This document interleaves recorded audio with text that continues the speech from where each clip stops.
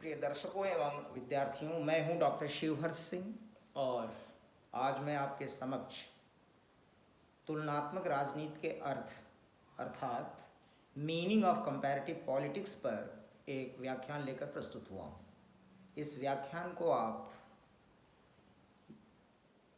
Facebook पर भी सुन सकते हैं और यह वीडियो आप फेसबुक पर भी देख सकते हैं। Students and viewers, comparative politics and comparative government अर्थात तुलनात्मक राजनीति और तुलनात्मक शासन, ये दो प्रकार की शब्दावली, ये दो प्रकार के शब्द बहुतायत से प्रयुक्त होते हैं, परंतु छात्र छात्राओं को, विद्यार्थियों को इन दोनों के मध्य क्या फ़र्क है, क्या अंतर है और इन दोनों में क्या अंतर संबंध है, इसका ज्ञान होना आवश्यक है।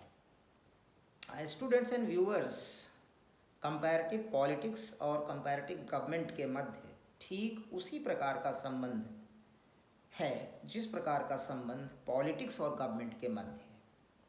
अगर हम गणित की भाषा का प्रयोग करें और गणित में सेट थ्योरी का प्रयोग करें, तो यदि पॉलिटिक्स को एक सार्वत्रिक समुच्चय या यूनिवर्सल सेट माने, तो गवर्नमेंट या शासन इसी यूनिवर्सल सेट का एक सबसेट है, उपसमुच्चय है। अर्थात गवर्नमेंट पॉलिटिक्स के यूनिवर्सल सेट का एक सबसेट है। ठीक उसी प्रकार comparative government is a subset of the universal set of comparative politics, अर्थात तुलनात्मक शासन तुलनात्मक राजनीति के सार्वत्रिक समुच्चय का एक उपसमुच्चय है। और सरल शब्दों में हम कह सकते हैं कि शासन राजनीति के अंदर समाविष्ट होता है, समाहित होता है। ठीक उसी प्रकार तुलनात्मक शासन तुलनात्मक राजनीति के अंदर पूर्णतः समाहित है, समाविष्ट है। स्टूडेंट्स एंड व्यूअर्स, अब इसके आगे meaning of comparative politics. What is comparative politics? In very simple words, comparative politics is the study of political theory using comparative method, अर्थात तुलनात्मक राजनीति तुलनात्मक पद्धति से राजनीतिक सिद्धांत का अध्ययन है। अर्थात तुलनात्मक राजनीति के विषय के अंतर्गत हम राजनीतिक सिद्धांत या पॉलिटिकल थ्योरी का ही अध्ययन करते हैं, परंतु यह अध्ययन हम कंपैरेटिव मेथड या तुलनात्मक पद्धति से करते हैं। Again I repeat, comparative politics is the study of political theory using comparative method, अर्थात तुलनात्मक राजनीति तुलनात्मक पद्धति से राजनीतिक सिद्धांत का अध्ययन है। तुलनात्मक राजनीति के अंतर्गत हम राजनीतिक सिद्धांत का ही अध्ययन करते हैं, परंतु राजनीतिक सिद्धांत का यह अध्ययन जब कंपैरेटिव मेथड से किया जाता है, तुलनात्मक पद्धति से किया जाता है, तो इसे तुलनात्मक राजनीति की संज्ञा दी जाती है। स्टूडेंट्स एंड व्यूअर्स, आप गौर करें कि इस परिभाषा में, इस अर्थ में तुलनात्मक राजनीति के दो शब्द बहुत ही महत्वपूर्ण हैं और इन दो शब्दों को हाईलाइट करने के लिए और इनका मीनिंग क्रैक करने के लिए, इनका अर्थ स्पष्ट करने के लिए एक बार फिर मैं तुलनात्मक राजनीति का यह अर्थ, यह परिभाषा आपके समक्ष रखता हूँ कि comparative politics is the study of political theory using comparative method. इस परिभाषा में पॉलिटिकल थ्योरी और कंपैरेटिव मेथड, राजनीतिक सिद्धांत और तुलनात्मक पद्धति, ये दो शब्द बहुत प्रोमिनेंट हैं, बहुत प्रमुख हैं, बहुत क्रूशियल हैं, महत्वपूर्ण हैं। अगर इन दो शब्दों का अर्थ स्पष्ट कर दिया जाए, इनका मीनिंग क्रैक कर दिया जाए, तो कंपैरेटिव पॉलिटिक्स का अर्थ और स्पष्ट हो जाएगा। So students and viewers, I am going to tell you two definitions of political theory. दो परिभाषाएं मैं आपके समक्ष प्रस्तुत करूंगा और इनके माध्यम से राजनीतिक सिद्धांत का अर्थ संक्षेप में मैं आपके समक्ष प्रस्तुत करूंगा। पहली डेफिनेशन है कि Political theory is the theory of state, its origin, its nature, its purpose and its function. राजनीतिक सिद्धांत राज्य का सिद्धांत है, राज्य की उत्पत्ति, राज्य की प्रकृति, राज्य के उद्देश्य और राज्य के कार्य का सिद्धांत है.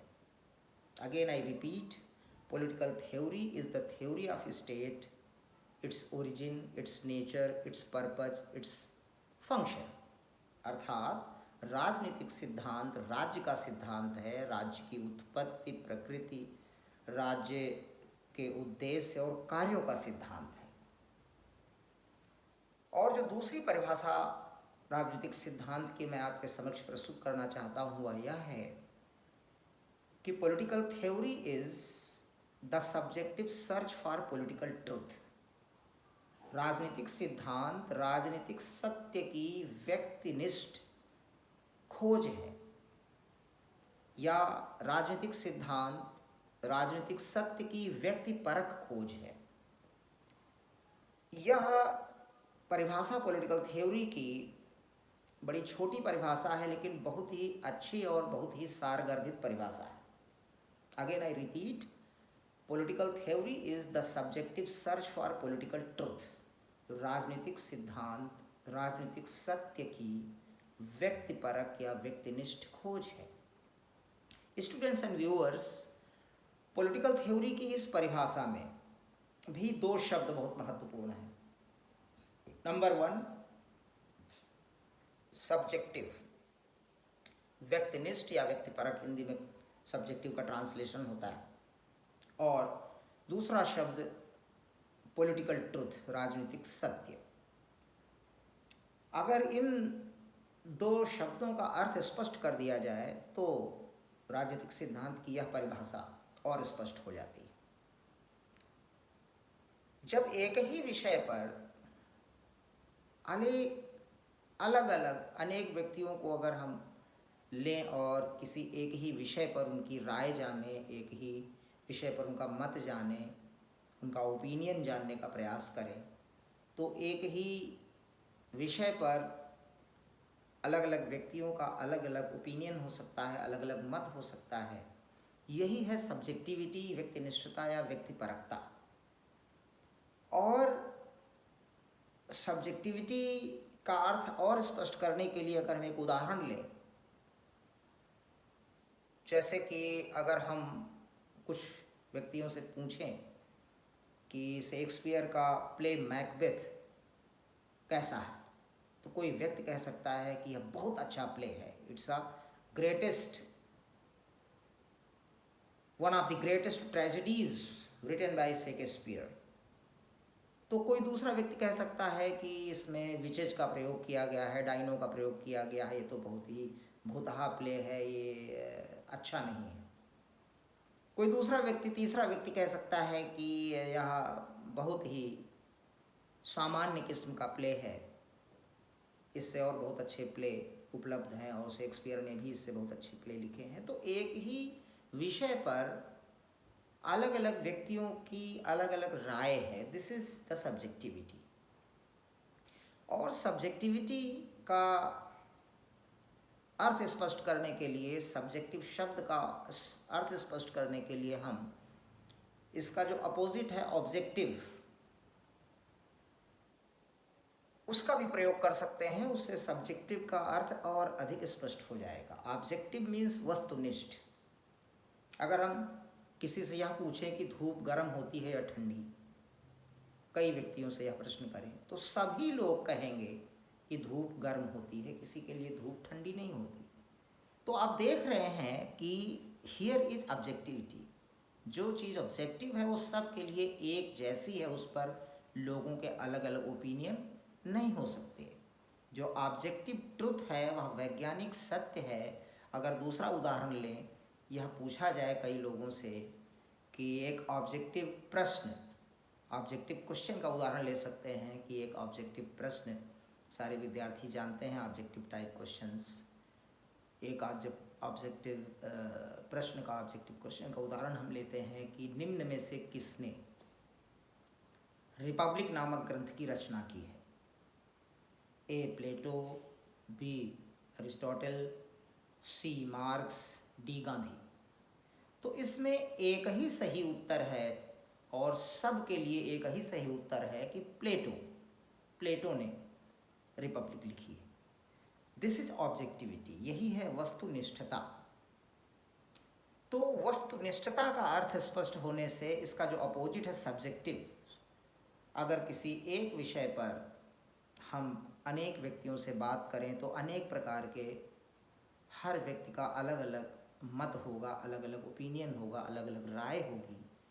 यह है सब्जेक्टिव का अर्थ। और जो दूसरा शब्द इस परिभाषा में है पॉलिटिकल ट्रुथ, राजनीतिक सत्य क्या है, यह बहुत ही महत्वपूर्ण है। स्टूडेंट्स एंड व्यूअर्स, आप इस पर गौर करें और मैं स्पष्ट रूप से बता दूं कि using political power for public welfare is political truth. अर्थात राजनीतिक शक्ति का सार्वजनिक कल्याण के लिए प्रयोग करना ही राजनीतिक सत्य है, या यही सच्ची राजनीति है। अगर इसके अतिरिक्त अन्य किसी उद्देश्य के लिए राजनीतिक शक्ति का प्रयोग किया गया, उदाहरण के तौर पर यह राजनीतिक शक्ति का प्रयोग अपने और अपनों के कल्याण के लिए, अपने और अपनों के हित के लिए, स्वहित के लिए और स्वजनों के हित के लिए किया गया, तो यह भ्रष्ट राजनीति है। This is corrupt politics. यह गलत राजनीति है, यह खराब राजनीति है। Using political power for public welfare is political truth and you can say this is true politics. यही सच्ची राजनीति है, यही राजनीतिक सत्य है। So students and viewers, now let us go ahead. The second important term in the meaning of comparative politics, which I have just quoted, is comparative method, तुलनात्मक पद्धति। What is comparative method? इस संदर्भ में हम 3 बातों का उल्लेख करेंगे। पहले what is comparison, तुलना क्या है, फिर हाउ टू डू कंपैरिजन, तुलना कैसे करें, तुलना कैसे की जाती है, एंड थर्ड व्हाई कंपैरिजन, क्यों तुलना की जाती है, क्यों तुलना की जानी चाहिए। तो तुलनात्मक पद्धति का अर्थ स्पष्ट करने के लिए, तुलनात्मक पद्धति को स्पष्ट करने के लिए हम इन्हीं 3 चीज़ों पर गौर करेंगे। तुलनात्मक पद्धति का सरल अर्थ है तुलना करने का तरीका।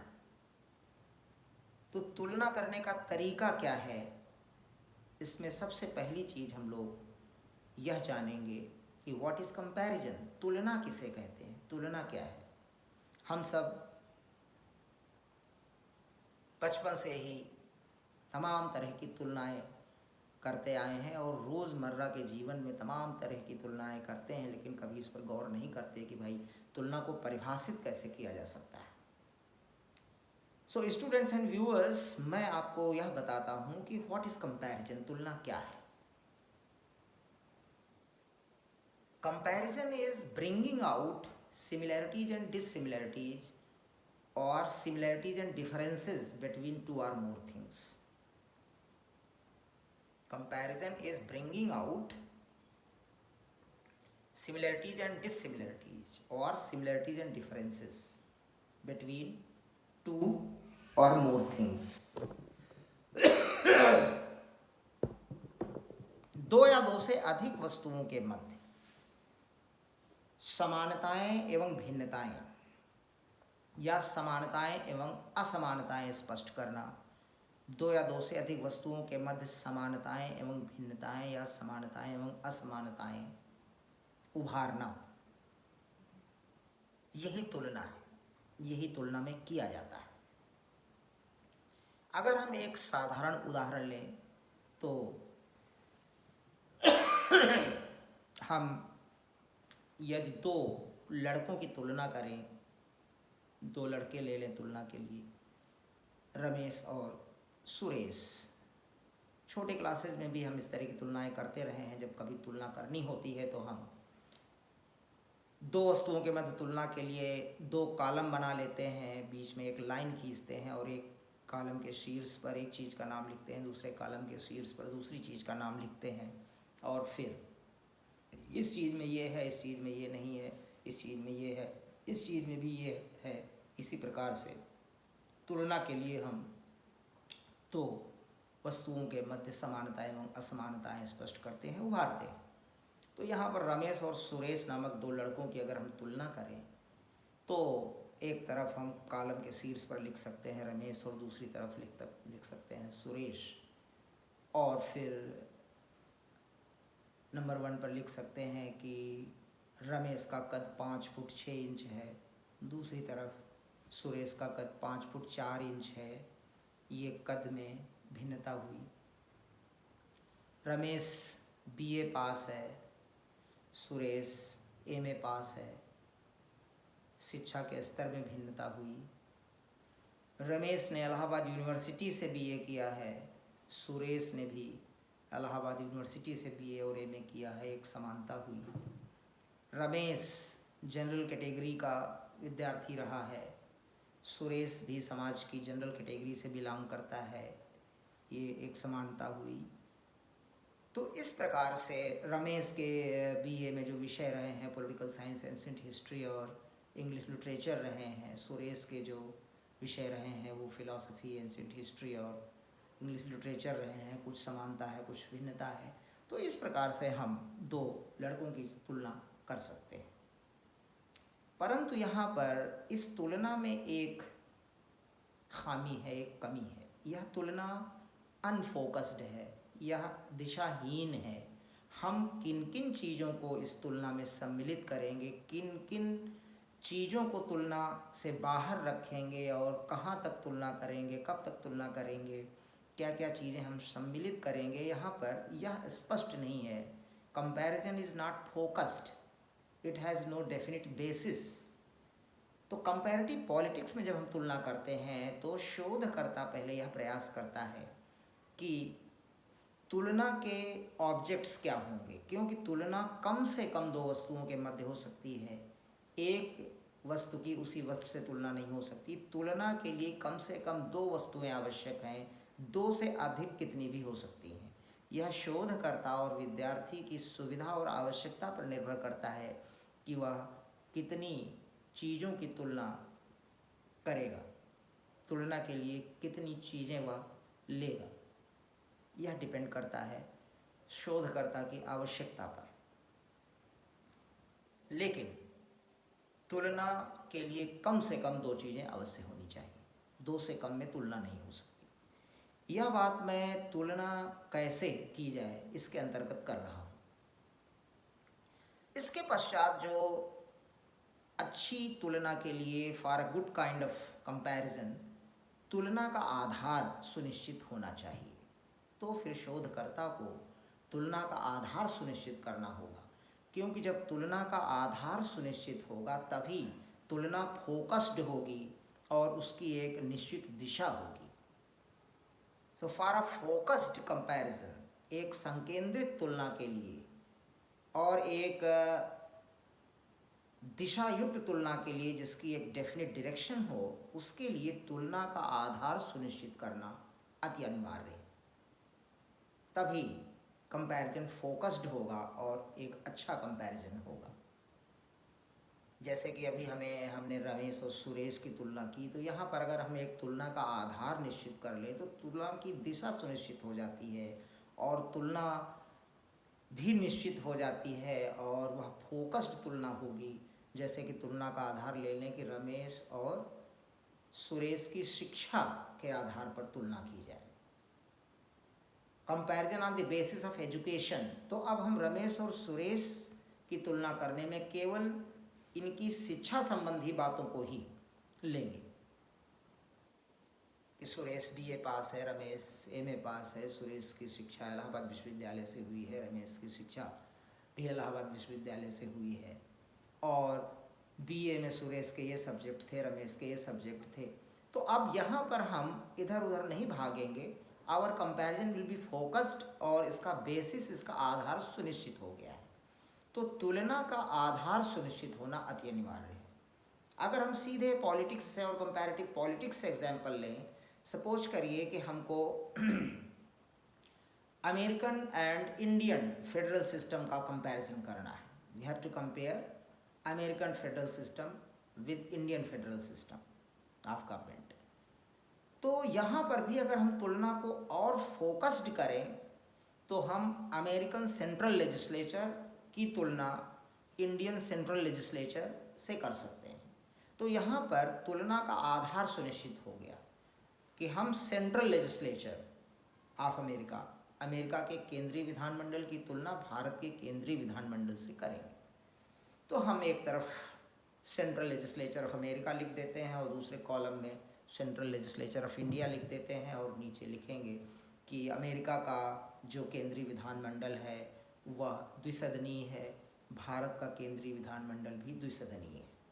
नंबर 2, अमेरिका के केंद्रीय विधानमंडल के उच्च सदन को सीनेट कहा जाता है और भारत के केंद्रीय विधानमंडल के उच्च सदन को राज्यसभा कहा जाता है। नंबर 3, अमेरिका का जो केंद्रीय विधानमंडल का उच्च सदन है वह विश्व का मोस्ट पावरफुल उच्च सदन है और इधर हम लिखेंगे कि भारत के केंद्रीय विधानमंडल का उच्च सदन अर्थात राज्यसभा वह इतनी शक्तिशाली नहीं है, वह लोकसभा से कम शक्तिशाली है। तो ये फर्क हुआ। और इधर हम लिख सकते हैं कि भारत की केंद्रीय विधानमंडल का जो उच्च सदन है राज्यसभा वह जनसंख्या के आधार पर उसमें नंबर ऑफ रिप्रेजेंटेटिव्स होते हैं और इधर अमेरिका के केंद्रीय विधानमंडल में सीनेट में जो सोवरेन इक्वलिटी ऑफ स्टेट्स के कॉन्सेप्ट को अपनाया गया है, जिसमें हर राज्य से चाहे उसकी जनसंख्या और उसका क्षेत्रफल कुछ भी हो, हर राज्य से 2 सीनेटर निर्वाचित होकर आते हैं। तो ये फर्क है। तो लेकिन समानता ये है कि दोनों विधानमंडल, चाहे अमेरिका का केंद्रीय विधानमंडल हो या इंडिया का हो, भारत का हो, दोनों ही द्विसदनीय हैं। तो कुछ समानताएं कुछ असमानताएं हम यहाँ उभारे हैं। This is called comparison. तो कंपैरिजन के लिए है कि कंपैरिजन का आधार, basis of comparison must be well decided for a good comparison. Now let us go over to the third thing. क्यों तुलना की जानी चाहिए? Why comparison? Why should we do comparison? कोई भी चीज़ निरुद्देश्य नहीं होती। अगर तुलना का कुछ लाभ नहीं है, कुछ उद्देश्य नहीं है, तो तुलना नहीं की जानी चाहिए। कोई भी चीज़ अगर निरुद्देश्य है, उसका कुछ लाभ नहीं है, तो फिर वह चीज़ नहीं की जाती है, वह कार्य नहीं किया जाता है। तो 2-3 बातें मैं स्पष्ट करना चाहता हूँ कि जो कंपैरेटिव पॉलिटिक्स है, इसमें जो तुलनात्मक पद्धति से राजनीतिक सिद्धांत का अध्ययन किया जाता है, तो इस तुलना का बहुत अधिक फायदा है, इसका कुछ निश्चित उद्देश्य है। पहली चीज़ तो ये, तुलना से यह पता लगता है कि कौन सी शासन व्यवस्था बेहतर है, कौन सी शासन व्यवस्था कमतर है, और जो शासन व्यवस्था बेहतर है वह क्यों बेहतर है, उसमें कौन सी अच्छाइयाँ हैं, जो शासन व्यवस्था थोड़ा सा कम अच्छी है उसमें क्या कमियाँ हैं, क्या खामियाँ हैं, और जो शासन व्यवस्था कम अच्छी है क्या उसमें सुधार किए जाने चाहिए और क्या सुधार वांछनीय होंगे। तो एक यह चीज़ पता लगती है तुलना से कि जो शासन व्यवस्था अच्छी है उसके क्या गुण हैं, जो शासन व्यवस्था कम अच्छी है उसमें कौन से दोष हैं और इन दोषों का निवारण कैसे किया जाए। तो एक तो यह चीज़ हमारा मस्तिष्क इस तरफ जाता है कि आवश्यकता सुधार की है, आवश्यकता दोषों के निवारण की है, और जो शासन व्यवस्था अच्छी है वह किन कारणों से अच्छी है। नंबर 2, कंपैरिजन से ये भी पता लगता है कि किसी एक प्रकार की राजनीतिक व्यवस्था जैसी कि तैसी दूसरे समाज में आरोपित नहीं की जा सकती। हर समाज की आवश्यकताएं अलग होती हैं। उदाहरण के तौर पर हम देखते हैं कि भारतवर्ष और ब्रिटेन, ग्रेट ब्रिटेन, दोनों जगह पार्लियामेंट्री फॉर्म ऑफ गवर्नमेंट है, दोनों जगह डेमोक्रेसी है, और ब्रिटिशर्स ने ही इंडियन पॉलिटिकल सिस्टम को भी इवॉल्व किया है। उनका बहुत कंट्रीब्यूशन है इंडियन पॉलिटिकल सिस्टम के इवोल्यूशन में। तो दोनों जगह पार्लियामेंट्री सिस्टम ऑफ गवर्नमेंट पाई जाती है, दोनों ही जगह प्रजातंत्र है। लेकिन आप देखते हैं कि ब्रिटिशर्स ने यूनिटरी स्टेट को अपनाया है। उनके स्टेट का स्ट्रक्चर यूनिटरी है, वहाँ यूनिटरी स्टेट और यूनिटरी फॉर्म ऑफ गवर्नमेंट पाई जाती है। लेकिन इन्हीं ब्रिटिशर्स ने भारतवर्ष में फेडरल स्टेट को अपनाया और फेडरल स्टेट को ज़्यादा उचित समझा और फेडरल फॉर्म ऑफ गवर्नमेंट की स्थापना करी। क्योंकि भारतवर्ष का जो विशाल भूखंड है, जो भारतवर्ष की विविधता है, linguistic diversity and religious diversity and cultural diversity and other racial diversity. So because of these diversities, इन विविधताओं के कारण और एक विशाल क्षेत्रफल के कारण अंग्रेजों ने भारतवर्ष में एक फेडरल सिस्टम को ज़्यादा उचित समझा कि यहाँ पर federal system of government and a federal state will be better, it will be more suitable for India. तो आप देखते हैं कि यह तुलना से हमको ज़्यादा स्पष्ट होता है कि देखिए दोनों जगह प्रजातंत्र है, दोनों जगह पार्लियामेंट्री सिस्टम ऑफ गवर्नमेंट है, पार्लियामेंट्री डेमोक्रेसी है, लेकिन फिर भी भारतीय समाज, भारतीय यथार्थ अलग था। तो यहाँ पर federal system of government and federal state को स्टैब्लिश किया गया और ब्रिटिशर्स ने एक फेडरल स्टेट इवॉल्व करने का प्रयास किया, जबकि उनके स्वयं के देश में जहाँ से वे आए थे, उनके मदरलैंड में यूनिटरी फॉर्म ऑफ स्टेट रहा है। तो यह भी कंपैरिजन से पता लगता है कि हर समाज की आवश्यकताएं अलग होती हैं। अगर एक ही प्रकार की शासन व्यवस्था अपनाई जाए फिर भी उसमें कुछ भिन्नताएं होंगी। ठीक एक प्रकार की शासन व्यवस्था को दूसरे राष्ट्र पर, दूसरे राज्य पर जस का तस, जैसा का तैसा आरोपित नहीं किया जा सकता। और जो तीसरा बड़ा फ़ायदा है कंपैरिजन का, व्हाई कंपैरिजन, क्यों तुलना की जानी चाहिए, यहाँ पर मैं कोट करूँगा एक बहुत अच्छे राइटर हैं, स्कॉलर हैं, डी जॉर्ज कौसुलस। इन्होंने 1971 में एक पुस्तक लिखकर प्रकाशित करी ऑन गवर्नमेंट एंड पॉलिटिक्स, जो कैलिफोर्निया के डक्सबरी प्रेस से 1971 में प्रकाशित हुई। इस पुस्तक में डी जॉर्ज कौसुलस लिखते हैं, अ comparative study of governments does not only facilitate the objective and rational judgment about political systems, but it also dispels dangerously misleading form of ethnocentrism that our system is superior to any other. These are the words of D. George Kousulas from his book on Government and Politics, which was published in 1971. I again quote him, a comparative study of governments does not facilitate only the objective and rational judgment about political systems, but it also dispels the dangerously misleading form of ethnocentrism that our system is superior to any other. यह एक बहुत बड़ा फ़ायदा है कि हर नागरिक, हर व्यक्ति अंध देशभक्ति की वजह से या देशभक्ति की वजह से, स्वदेश प्रेम की वजह से, या कुछ उसके मनमानस में अपनी रेशियल सुपीरियरिटी, नस्लीय जातीय सर्वोच्चता या श्रेष्ठता की बात रहती होगी, वह अपने सिस्टम को, अपनी राजनीतिक व्यवस्था को, चाहे वह जैसी हो, सर्वश्रेष्ठ मानता है। डी जॉर्ज कौसुलस कहते हैं कि यह dangerously misleading form of ethnocentrism है। यह खतरनाक, भ्रम पैदा करने वाली, भ्रमित करने वाली एथनोसेंट्रिज्म है। ये जातीय श्रेष्ठतावाद है, जातीय केंद्रीयतावाद है। इसको दूर करने में comparative study of governments help करती है।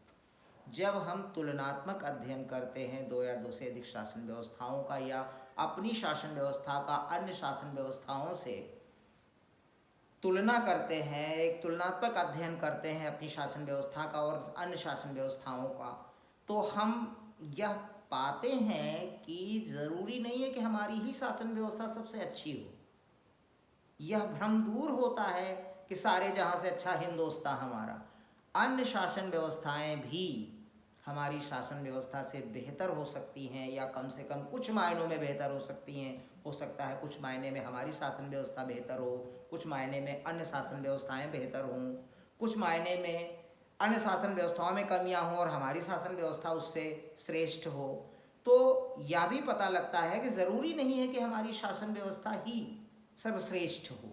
यह भ्रम टूटता है और हमें सीख मिलती है कि हमारी शासन व्यवस्था में जो खामियां हैं उनको कैसे दूर करें, और क्या इन खामियों को दूर करना वांछनीय है और इन खामियों की वजह क्या है। साथ ही साथ हमारी शासन व्यवस्था में कुछ बहुत अच्छी अच्छाइयाँ भी हो सकती हैं जो कि दूसरी शासन व्यवस्थाओं के लिए एक एग्जाम्पल का कार्य कर सकती हैं, दूसरी शासन व्यवस्थाओं को इंस्पायर कर सकती हैं कि वे अपनी कमियों को दूर करें और जिस प्रकार से हमारी शासन व्यवस्था में अच्छाइयाँ हैं उनका अनुकरण करें। तो यह एक बहुत बड़ा फ़ायदा है जो डी जॉर्ज कौसलस ने लिखा है, जिसका जी सार भाग में पुनः कोट कर सकता हूँ कि dispels a comparative study of governments dot dot dot dispels dangerously misleading form of ethnocentrism that our system is superior to any other. यह खतरनाक भ्रम टूटता है कि हमारी ही व्यवस्था सर्वश्रेष्ठ है, किसी अन्य व्यवस्था से बेहतर है। यह खतरनाक भ्रम टूटता है, यह एक कंपैरिजन का बहुत अच्छा फ़ायदा है। So students and viewers, this has been a lecture on meaning of comparative politics. तुलनात्मक राजनीति के अर्थ पर यह एक व्याख्यान मैंने आपके समक्ष प्रस्तुत किया। इस व्याख्यान को आप फेसबुक पर सुने या वीडियो आप फेसबुक पर भी देखें, और जो आपके कमेंट्स हैं वे शेयर करें। They are always welcome, and if you have any clarifications then always feel free to call me. Thank you so much.